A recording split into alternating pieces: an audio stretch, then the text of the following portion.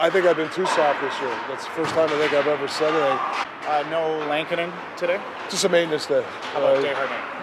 He'd sweet something. I think he'll be fine, but I think it's better to keep him off the ice today. Rick, you talked yesterday how you just wanted to see things change following last night's game, whether that's practice, morning skate. How did you see the difference in this morning's practice? No, guys are attentive. It's, we got to work on certain things, some more details. We got to stop the guess in our game. The guys know. I mean, I didn't. They knew. They're pissed too. It's just not me. So it's, we're here to stop trends. When you're trending the wrong direction in some parts of your game, stop it. So if you're circling too much, stop circling.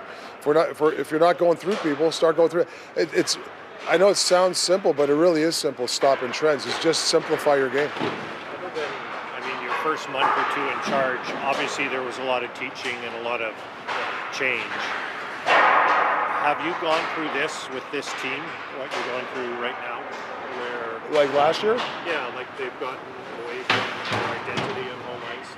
Well, I mean, listen, sometimes you get a little comfortable, and that's my job to make. I want these guys to feel comfortable, but play uncomfortable, and that's a sweet spot we're trying to find right now.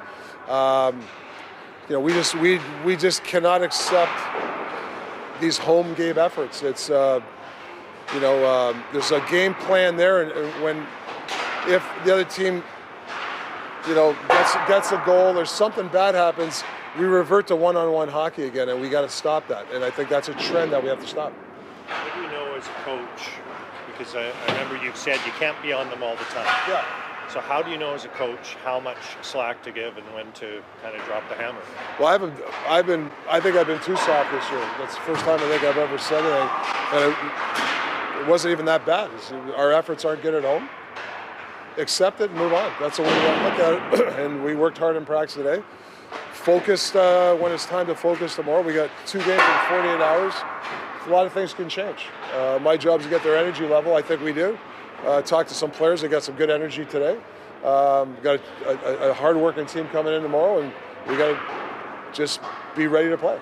What's the thinking putting Joshua back with Luger and Garland? I just wanted more predictability with guards. I think when he plays with more predictable guys, they have good success. Is it a bit early? I don't know. I think I can manage. I can manage. I can get some other guys in that if Dak's too much for Dak. But I like.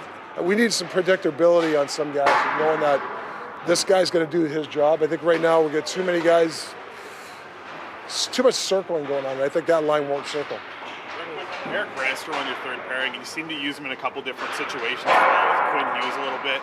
What kind of options does Brandstrom bring for you on the back end, you and Adam coming in? Yeah, especially in our offensive draws. You're down, get him out there a little bit more. He's creative. He can get the puck to the net.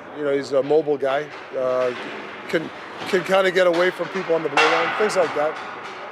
What's changed in his game since he's come here? Like, I know you wanted to play in your system and in your structure. Has there been a lot that you've had to talk with him about just adjusting the way that you want to see him play? A few things. I think we want him up in the play. He's got to buy his time. Got to stay behind piles. I think sometimes he gets a little ahead of it. And if there's a turnover, that's my only thing is I think the last 2 games he's really taken that information and starting to apply it. You talk about the home record and the performances on the home. How much of a test is this for your leadership group to kind of get the rest of the team going? Big. You rely on your leadership group to stamp the trends out. So yeah, I rely on the leadership group a lot. As somebody who, you had a long NHL career, you've been on the bench, is there any advice that you can give to this leadership group on kind of how to guide the team? Well, you got to clean your game up first. Once you do that, but also I think it's important that, obviously set by example. I think as a group, 2 by numbers, it's just not 1 or 2 guys. You need 4 or 5, 6, 7 guys to band together when things are tough. We know that right now we don't like the way we're playing at home. So do your job, and then you can preach the other stuff the way your actions on the ice. I apologize to the fans. We're not playing good enough at home, so I apologize. I was traded to Van. I didn't have a signed contract yet. I actually got offer sheeted by Detroit. No I didn't accept it though. You didn't accept it. We cannot play light. We're too light of a team. A freaking arm cramp. For you, you're healthy scratch early November, and then like there's. Yeah, I thought you forgot about that. But, you don't want none.